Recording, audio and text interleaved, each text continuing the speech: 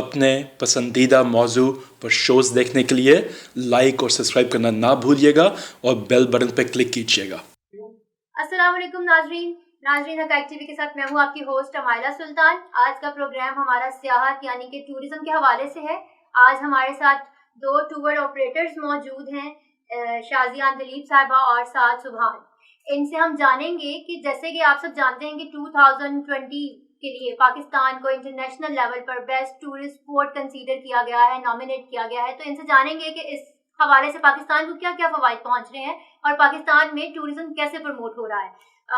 शाजिद साहबा, सबसे पहले तो मैं आपसे शुरुआत करूंगी। बताइएगा कि इंटरनेशनल लेवल पर पाकिस्तान को जब नॉमिनेट किया गया है बेस्ट टूरिस्ट स्पॉट के हवाले से, तो पाकिस्तान को इससे क्या फवाइद पहुंचेंगे? बिल्कुल, इस हवाले से मैं सबसे पहले ये बताना चाहूँगी कि इस वक्त दुनिया में सबसे ज़्यादा देखा जाने वाला चैनल नेशनल ज्योग्राफी, जिसने पाकिस्तान की 10 बड़ी जो हमारी टूरिस्ट स्पॉट्स हैं उनको बेस्ट जो है वो नॉमिनेट किया है।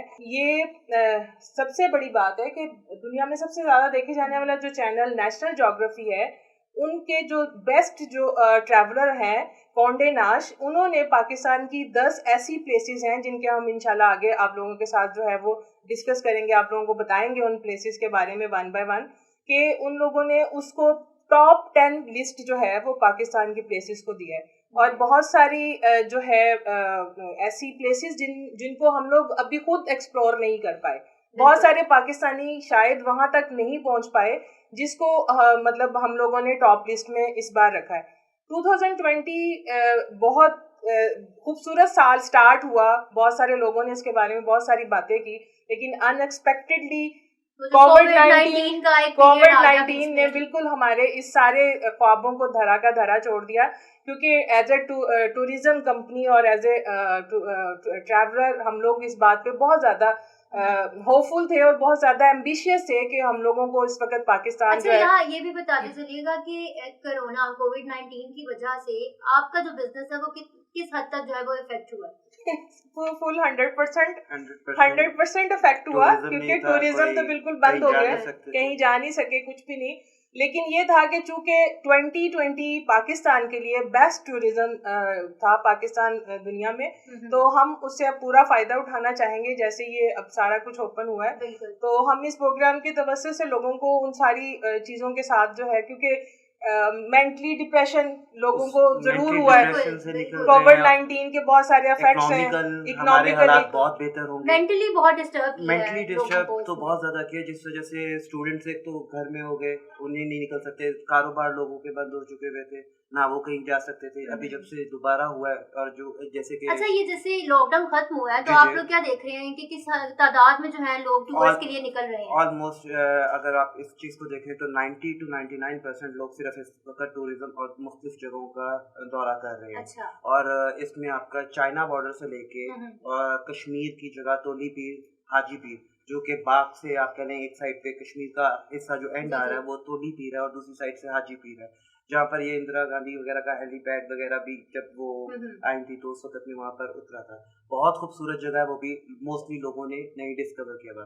गंजोसा साइड है, जो वो भी एक ज़लज़ले में 2005 या 4 में जो ज़लज़ला आया था, उसके बाद उस वक्त में वो बनी कुदरती तौर पे। अच्छा, आपकी कंपनी जो है वो किन किन एरियाज में जो है विजिट करवा रहे हैं, कहाँ कहाँ टूर्स लेके जा रहे हैं? इनको जरा हमें ना ये प्रोविंशियल वाइज जो है ना सूबों के हिसाब से जरा बताइएगा। मैम, हम कराची में भी करवा रहे हैं, डिफरेंट रहीम यार खान में भी, सूबा सिंध, पंजाब, सरहद, बलोचिस्तान, गवादर। ज्यादातर जो यहाँ पे टूर्स के लिए लोग निकलते हैं वो केपी वाली साइड पर जाना प्रेफर करते हैं, तो वहाँ पे नॉर्दर्न एरिया में लोगों का चार्म ज्यादा होता है। लेकिन एक्चुअली में हिस्टोरिकल प्लेसेस भी देखते हैं लोग, टॉम्स वगैरह भी देखते होते हैं। जिस तरह आप चीज़ों को बताते हैं या उन्हें मालूम पड़ता है, तो हमारे माशरे में एक्चुअली में हर टाइप के लोग हैं, हर तरह से हैं, और वो मुख्तलिफ जगहों पे जाना चाहते होते हैं। जैसे इमरान खान साहब ने ये कुमरात वैली का लोगों को बताया, और अब इस एरा में मतलब ये साल है, इसमें लोग ज्यादातर कुमरात वैली की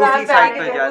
जैसे आपको चीज़ों का पता चलता है, जैसे गूगल पे, जैसे अभी इस ईयर में 2020 में उन्होंने बोला है कि पाकिस्तान एक टूरिस्ट प्लेस है और बहुत अच्छी है। आप इंडिया की अगर आप हिसाब देखें तो इंडिया सिर्फ इकोनॉमिकली काफ़ी ज़्यादा हाई पे गया, क्योंकि वर्ल्ड वाइडली लोग वहाँ पर जाना पसंद करते हैं।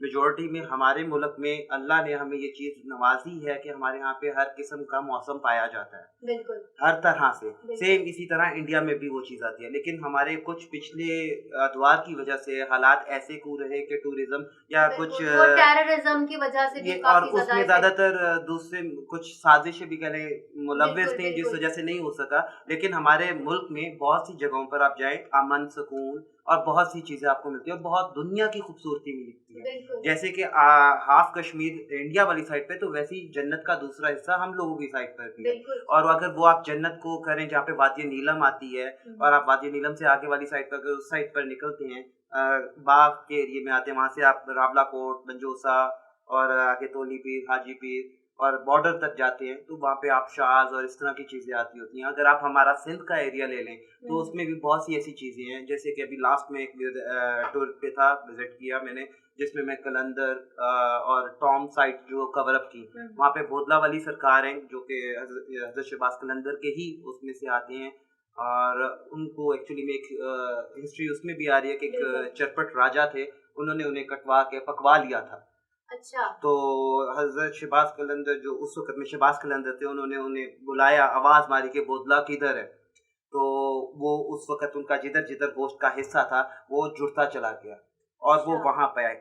वहाँ पर उसी जगह पर उनके दरबार की बैक साइड पे वो बस्ती भी मौजूद है, आज भी है। मेरा ख्याल है लोगों को बहुत कम इस चीज़ का पता है। बिल्कुल। वो पूरी की पूरी बस्ती उलटती थी, कलंदर ने उलट दी वो। अच्छा। और वो एक काफ़ी अच्छी, उसके आगे दरियाई सिंध का भी हिस्सा आता है और वो एक खूबसूरत तरीन जगह है। अगर देख हिस्ट्री में मतलब चले, historical places historical place discover भी करनी है चाहिए और हमें। ऐसी चीज़ें भी आती हैं, ऐसे जैसे रानी कोट हो गया, वो एक हिस्टोरिकल प्लेस आती है, वो महल है, उसके अंदर में भी एक पानी का चश्मा है जो कि बहुत हसीन और खूबसूरत है, कि साफ शफाफ पानी है। इसी तरह जैसे अब मैम आपको गाइड करेंगी, आप बताएंगी कि ये नॉर्दर्न एरियाज के ये भी ट्रिप करती हैं, इसी तरह ये मैं कगार नारायण वाली साइड। हमाइला आपसे ये बात डिस्कस करना चाह रही हूँ कि ट्रिप जो है वो ट्रैवल एंड गाइड्स तो बहुत सारे हैं, बहुत सी कंपनीज बहुत सारी कंपनीज काम कर रही है, लेकिन हमारी, मेरी और साथ की कंपनी का एक स्पेशल जो थीम है जो लोगों को अट्रैक्ट करेगा कि हम उनको साथ साथ हिस्टोरिकल गाइडलाइन भी दे रहे हैं। हम लोग हमारे बहुत सारे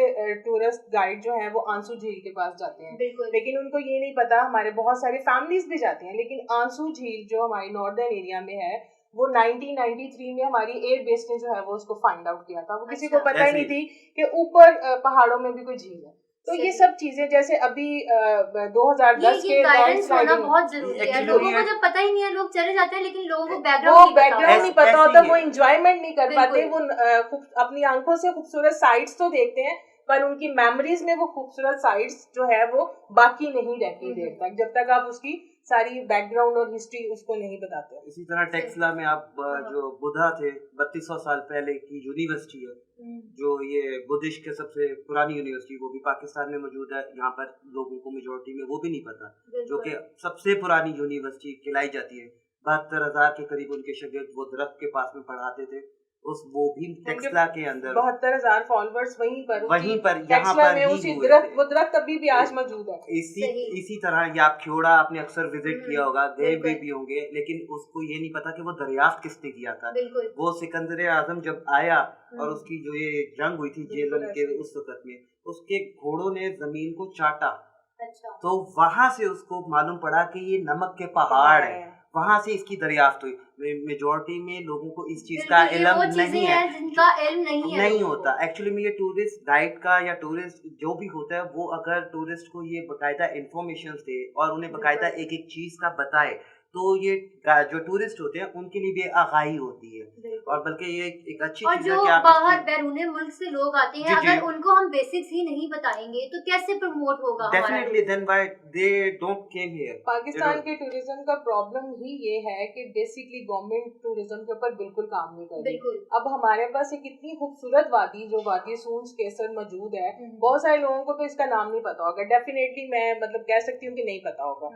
अब वो जो वादी सूंस केसर है, वो वहाँ पर हमारे पास एयर बेस वहाँ पर मौजूद है, उनकी जो सबसे खूबसूरत उछाली झील है जिसके बारे में लास्ट 2019 और 2018 तक उस झील के जो रोड साइड है, जो खूबसूरती है, उसके ऊपर कोई काम नहीं किया गया सही तरीके से। बहुत सारे टूरिस्ट ने, बहुत सारे ट्रैवलर्स ने उसके लिए जो आवाज उठाई।